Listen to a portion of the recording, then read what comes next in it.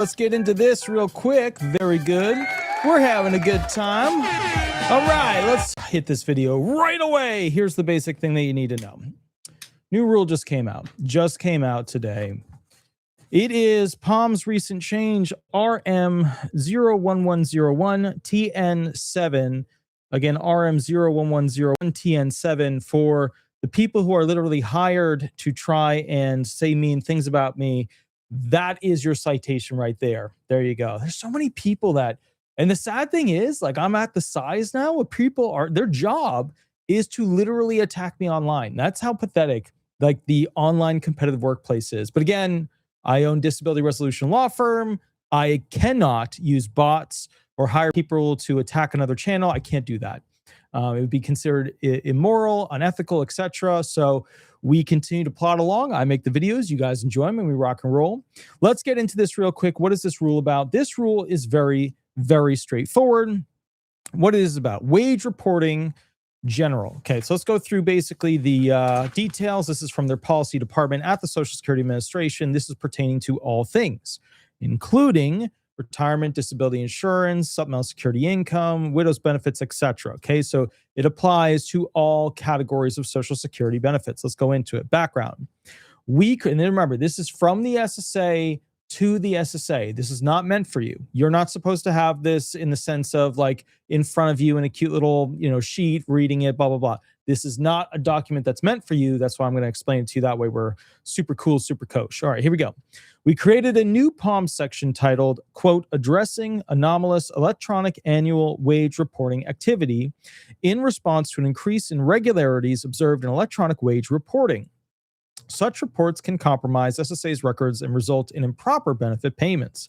SSA relies on accurate and timely wage reports from employers and authorized submitters to maintain correct earnings records. Okay, so once again, let's just go through that sentence real quick. SSA relies on accurate and timely wage reports from employers and authorized submitters to maintain correct earnings records. Occasionally, SSA identifies wage reports with anomalies, that's because they review them, right, that may indicate errors, misuse, or other discrepancies. So in other words, they audit them, right, your wage reports, your income reports, to figure out what looks a little funky, doesn't pass the sniff test, okay?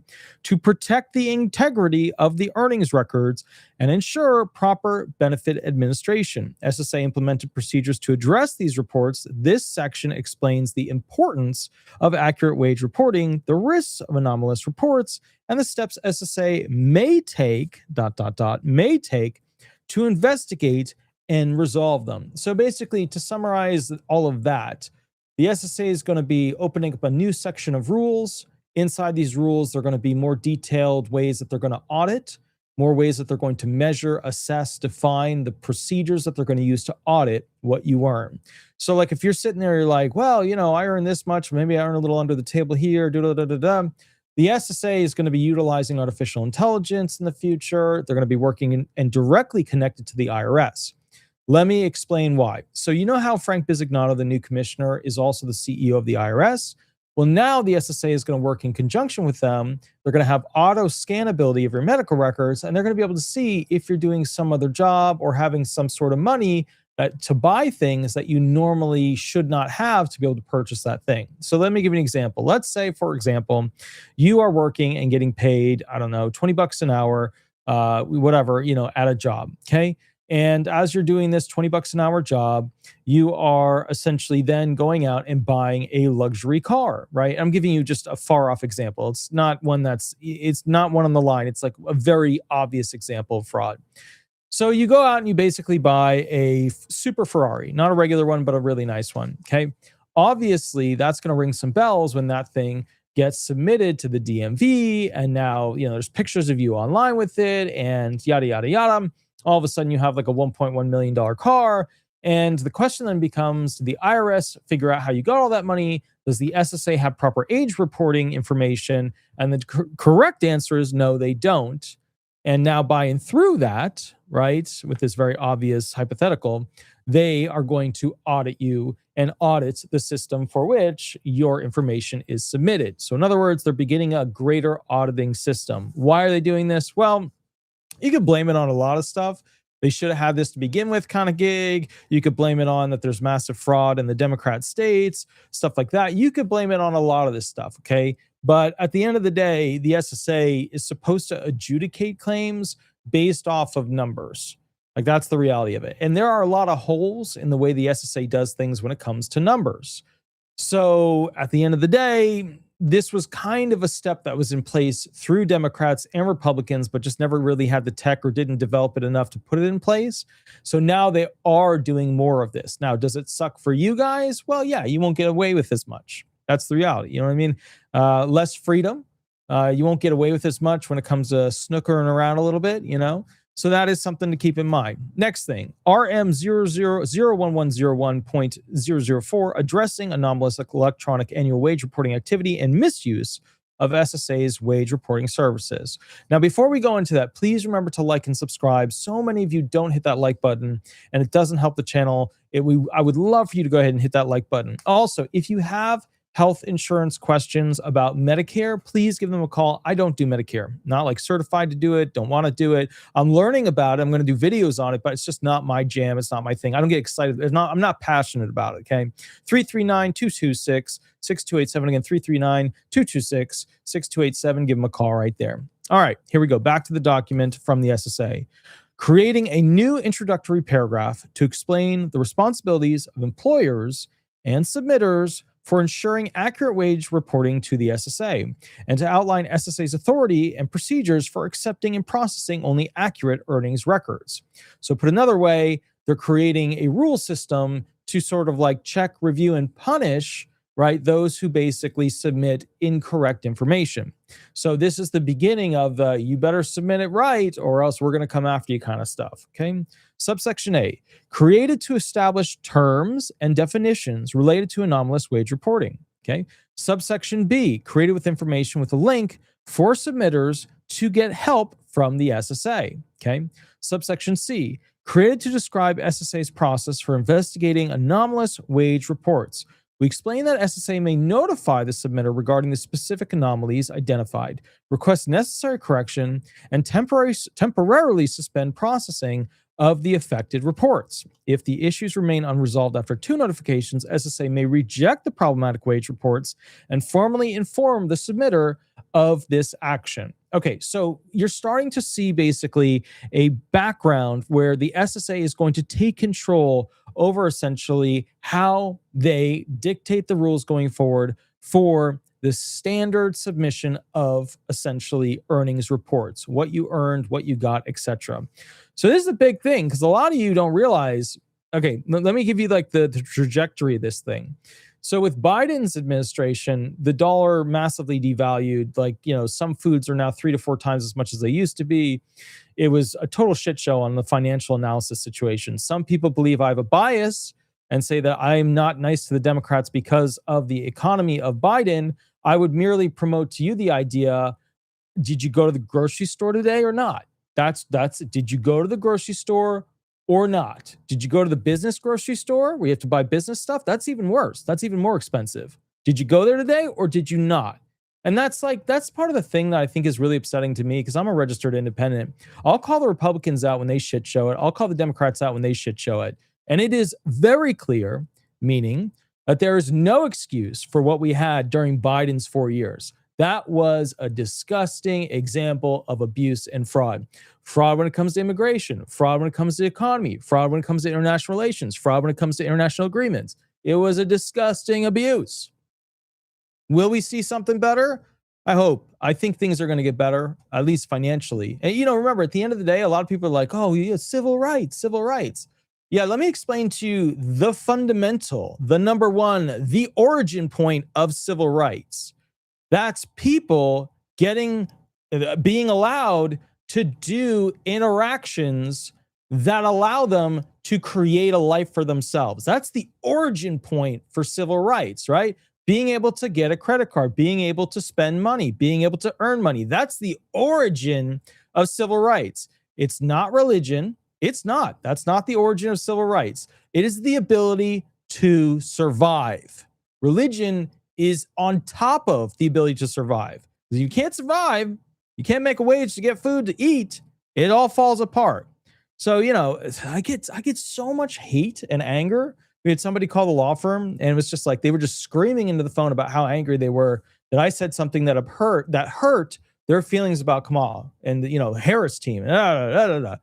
Look, you can either be blind to the moronic levels of stupidity politics are pushing at you, or you could just call it out and say what it is, right? If you're too afraid to, I get it. I totally get it.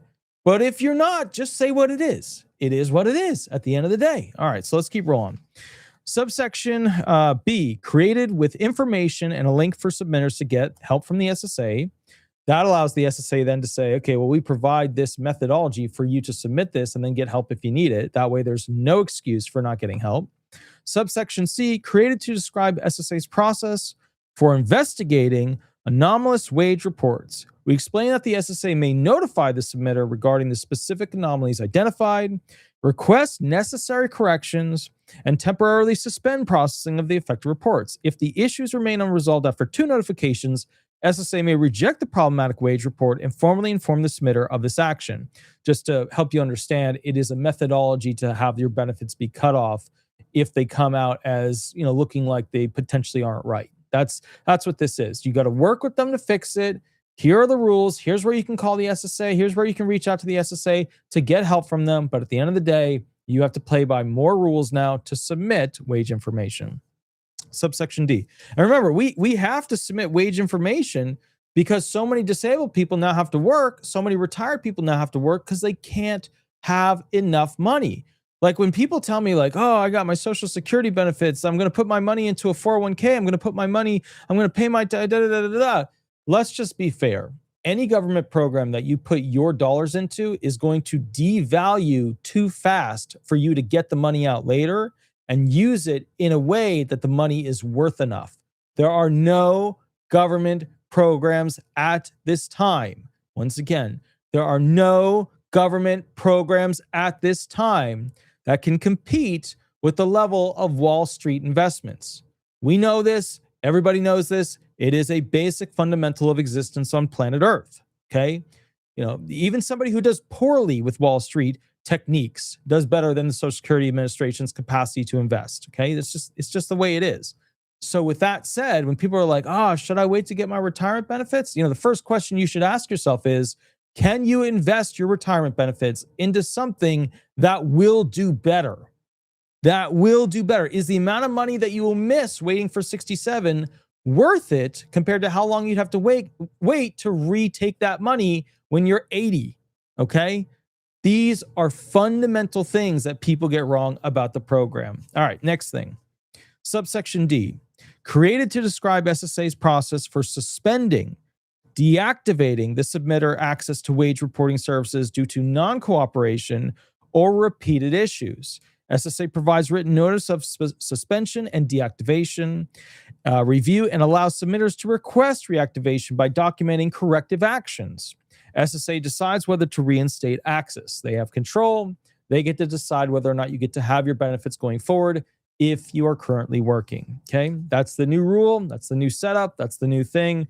Okay, that's just the way it is. That's why this is such an important new rule. Subsection E, created to outline SSA's procedures for handling credible allegations of fraud or misuse by submitters and instructions for reactivation. So in other words, a lot of people are going to be working under the table or reporting less than they normally actually received. Okay, they'll get some over the table, some under the table, yada, yada, yada. The SSA now has a built-in subsection E specifically for fraud detection when it comes to people who are doing a little work on the side. Okay, so this is an important new law. Okay, subsection F, created to provide reference information and a reporting link for SSA technicians to report suspected fraud cases to the Office of the Inspector General via the Allegation Referral Intake System, ARIS system. Basically, it's setting all of these employees at the SSA up to click a button to say, we think there's fraud, here's why. Subsection G, created reference for submitters regarding information on general annual wage reporting information, NIST identity proofing, and IRS forms and publications. Okay.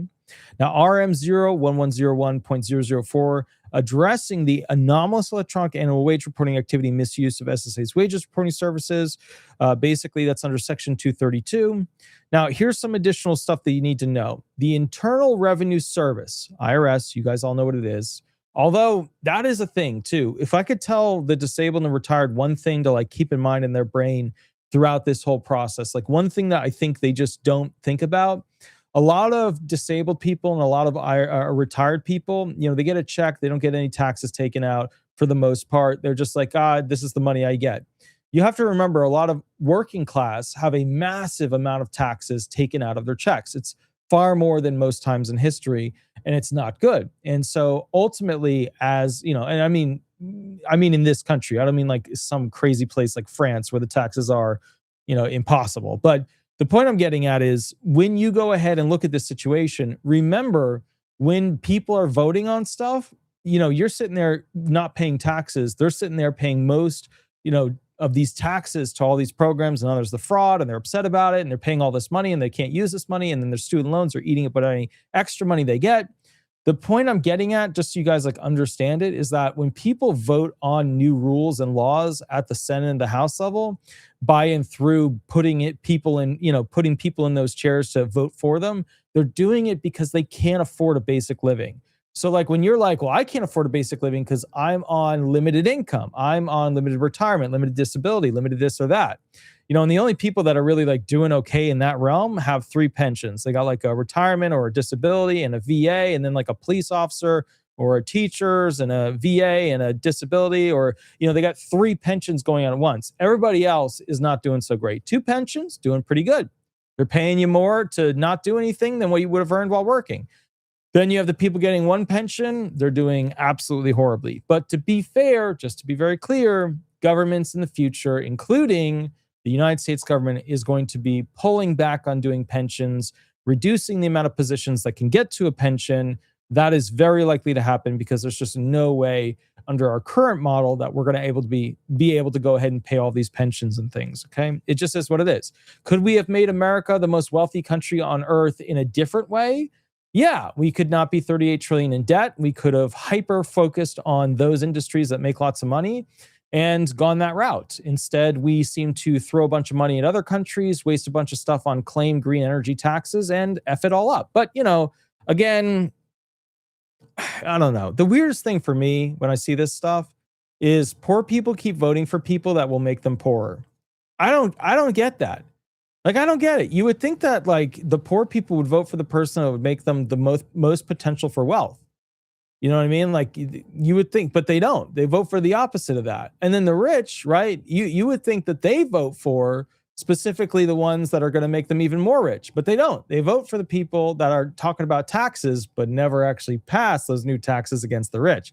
It's eat the rich, eat the rich, eat the rich all day. But yet the forks never actually come out. Have you noticed that? You noticed that a little bit? All right, here we go. The Internal Revenue Service requires employers to file annual wage reports for each employee with the Social Security Administration using Forms W-2 and W-3 or their equivalents to ensure accurate wage reporting. IRS regulations require most employers to submit these reports electronically using one of SSA's electronic wage reporting services. Accurate wage reporting is essential for proper tax administration and the correct calculation of Social Security benefits. Makes sense because they got to tell you how much disability you're going to get. They're going to tell you how much retirement you're going to get. This policy applies to any user of SSA's electronic wage reporting services. It outlines the processes SSA follows to ensure that only correct earnings reports are accepted and processed by SSA, and that users comply with SSA's terms of service related to online services, including electronic wage reporting. This policy does not address nor supplant any other SSA or IRS requirements related to wage reporting. Okay, so what they're saying here is the whole point of this is to do a correction. They are basically having a formula approach to auditing the problem submissions and then doing a program to see if people can get it right. And then if they're not getting it right, reject the actual payroll submission. At all times, SSA maintains authority to prevent wage reports from posting to SSA's earnings records when SSA has identified a concern with the accuracy and completeness of the submitted data. Under SSA's terms of service agreed to by users before assessing and using SSA electronic wage reporting services, users, meaning the submitters, are prohibited from unauthorized or improper use of SSA systems. Submitters are authorized to use SSA's wage filing services to submit accurate wage reports. Submitting inaccurate wage reports or any misuse of SSA's wage reporting services may result in administrative actions, including suspending access to electronic wage reporting services and deactivating a submitter's business services online credentials, which a lot of businesses in Minnesota right now are going to have those revoked very quickly. I can assure you of that. Okay. This policy section indicates the procedures and policy SSA will follow when it detects submissions of anomalous wage reports or misuse of SSA's wage reporting services as identified in this section. Okay, now, by the way, just so you know, anomalous wage reports, the definition of that is going to be wage reports submitted to SSA that are irregular, inconsistent, exceptional, or unusual, and have a high probability of being inaccurate or erroneous. Okay. So why is this rule? And then they have a bunch of terms that they're going to be using as like their key terms for essentially defining what these things are, right? Anomalous wage reports, deactivation of BSO credential, employer wage reports, right? They go through all these things, okay? Now, final note, before I go into the SSA's investigative actions to find out if you are in fact a fibber or the company's, fibbing a little on their own. Before I go into that, please remember to like and subscribe. Also, if you want to help me out, things that I love to see are those stars. If you go to Google and you type in disability resolution law firm, or disability resolution Florida, right, you'll see the company pop up. We always love seeing those stars. All right, let's get into it real quick. And then also real quick, I don't do Medicare stuff. You can always give them a call here if you have Medicare questions. Good. Let's get into it. SSA's investigative actions, section C. And again, remember, this is not meant for you as a document. This is meant from the SSA to SSA employees. This is an internal document that communicates information to the managers of the different divisions, okay? SSA's investigative actions. SSA may delay processing or decline to process anomalous wage reports. When anomalies are detected that, in SSA's judgment, warrant investigation, SSA will suspend processing some or all of the electronic reports from the submitter and contact the submitter to initiate an investigation. When the SSA suspends processing wage reports, it holds them until a determination about the accuracy of the reports can be made. While on hold, the reports will not be processed. That means if you need quarters of coverage and you're waiting for your quarters of coverage, just to be very clear, they will not be processed. So if you got a hearing coming up and you don't have enough quarters of coverage, or they find something where it looks a little funky and they start taking away and vacuuming away some of those quarters of coverage, and now all of a sudden you can't get on SSDI benefits but have to go on SSI benefits, this is a potential problem. Just be aware of that, okay? When SSA contacts the submitter to initiate an investigation of the anomalous electronic wage reports, SSA will send an investigative notice with a list of the wage reports that SSA identified as anomalous. The submitter will be instructed to review the identified reports and determine the applicable required action. The notice will provide instructions on how to submit a response and evidence in support of the accuracy of the reports. But submitters may reach SSA with questions through the BSO account, customer support for wage reporting account. That's where they reach out through their help desk. Examples of required actions may include, so this is what they could potentially do, but are not limited to: a submitter filing corrected data, resubmitting data without the anomalous wage reports that the SSA identified, or providing information as requested by the SSA. If a submitter notified SSA that data was submitted in error, SSA will delete the erroneous submission or reports. If a submitter believes that certain anomalous wage reports that the SSA identified are legitimate wage reports, they may provide supporting evidence to SSA for review. Acceptable evidence may include, but is not limited to, documentation from the employer, authentication, employer status through BSO, tax returns, or IRS Form 941 copies. SSA will review the submitted evidence, and if verified, will allow the legitimate reports to be processed accordingly, okay? All right, just so you know, here's the cutoff. The submitter has 45 calendar days after receipt. SSA presumes 5 additional days for all mailed notices from the date of the investigative notice to take required action. The submitter may request a one-time extension of 15 calendar days. So you got 45 days plus 5 days mailing and 15 days to request the extension. And then depending on who's mailing who, potentially at 5 additional days. If the submitter's required action does not address SSA's concerns, SSA will provide the submitter a second investigative notice the list of reports that SSA believes are anomalous wage reports. The submitter has 15 calendar days from the day of the second investigative notice to determine and take the applicable required actions for the anomalous wage reports identified in the second investigative notice. The types of actions the submitter may take are the same as after the first investigative notice. If the submitter's requested or required actions do not address SSA's concerns, and SSA is unable to resolve the concerns it identified through the investigative process, SSA will reject the anomalous wage reports in BSO or notify the submitter that it will not process the anomalous forms W2 and W2C. SSA will provide the submitter with the WFID, EIN, and TY for forms W2, W2C, and the SSA will not process. Submitters may also review the status of their wage reports in BSO. Now we're going to go through the non-compliance part, the slap on the hand part, the whoopings part of how basically in the future they're going to be handling these situations. Non-compliance with SSA's electronic annual wage reporting policies. If the submitter fails to participate in the investigation process or fails to act in good faith in its interaction with the SSA during the investigation, SSA may suspend these submitters, including any accounts affiliated with the submitter, access to the SSA's electronic wage reporting services.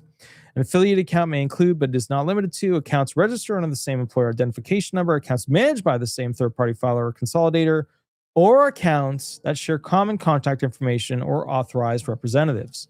So in other words, just to be clear, this is a situation where, they are going to become very aggressive at reviewing and potentially denying wage information that seems a little funky.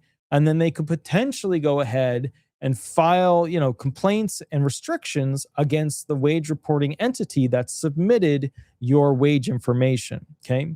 Criteria for suspending a submitter's access to SSA's electronic wage reporting services include, but are not limited to, non-response to SSA's attempts to contact the submitter to initiate or continue the investigation, failure to cooperate with SSA in investigations of suspected or suspicious activity, failure to timely rely to SSA's request for information, failure to take timely corrective action, or continuous or repeated submissions of anomalous wage reports over multiple filings or tax years.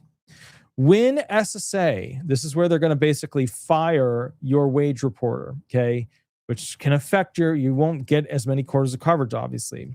When SSA suspends the submitter's access to the SSA's electronic wage reporting services, SSA will provide the submitter with a written suspension notice describing the basis for SSA's decision to suspend the submitter's online access. The notice will explain how the submitter may request review of the suspension, including contact and mailing information, okay? If the submitter disagrees, basically just to kind of give you the quick thing through, they get 10 calendar days, decisions, submission review, blah, blah, blah, yada, yada. Review and request for review of suspension within 30 calendar days of receipt and issue a final response to the submitter. That's the SSA's response. After the submission is final, SSA may notify affected persons as determined by SSA of the submitter's suspension by such means as SSA determines appropriate, which may include direct notice to the affected persons or posting the name of the third-party submitter to SSA's suspended third-party submitters page on BSO's public pages, which is kind of like the wall of shame. That's the wall of shame, okay? All right. If the SSA, and remember, this is a document meant for the SSA's internal people. So if some of it's a little above your head, that's okay. You know what I mean? I'm going to summarize everything at the end. If SSA has reliable information that a submitter is misusing SSA's electronic wage reporting services, SSA may immediately suspend the submitter their access to the SSA's electronic wage reporting services without issuing an investigative notice.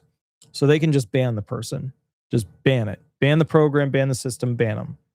On the date the SSA suspends the submitter's access to its electronic wage reporting services, SSA will issue a misuse suspension notice, which will notify the submitter of the reasons for the misuse suspension and will explain the process for the submitter to seek reinstatement.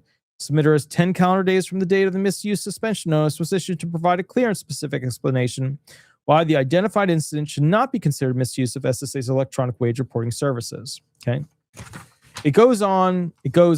Obviously, if they find abuse, they're going to go ahead and submit it to the Inspector General, OIG, a referral for basically abuse. Okay. Very simple, very straightforward. All right. Now let me summarize all this. But before I summarize this, please remember to like and subscribe. Here's the kicker. Okay. Here's the kicker. The SSA is trying to stop having as much fraud. Most of you are not committing fraud. Some of you are. And what's happening is you are submitting to some sort of payroll company fraudulent information. And then the payroll company is submitting fraudulent information to the SSA. That's like a undersimplified, but what's actually going on. And when you do this, the SSA is catching on now. They're getting better at it. They're using AI to search through things. And when this happens, the provider gets in trouble, but you also could get in trouble. This is all part of a larger program to get people off of the payment in cash system and get people over to the payroll payment system. That is because they tax that money, and then that money goes into the Social Security trust funds. And the more of you that actually work a job that pays taxes, like FICA taxes, SECA taxes, at the end of the day, the Social Security trust funds will be better off. So this is their attempt to force people to actually get taxed on income that they're earning that is supposed to be countable. Is this a big deal? It is a big deal because if you have earnings that are rejected, then you're not getting those quarters of coverage, which means you're not getting as much disability, retirement benefits, widow's benefits, spousal benefits, etc. So yeah, this new rule is a big deal. Now, just to summarize real quick, so you can look it up if you want, go check it out. It is a POMS recent change. It is RM01101TN7. Again, RM01101TN7. I saw this thing pop up super late last night. So basically, today's new public policy POMS rule submission. Wage information, they're catching people working under the table better. They're catching people working side jobs better.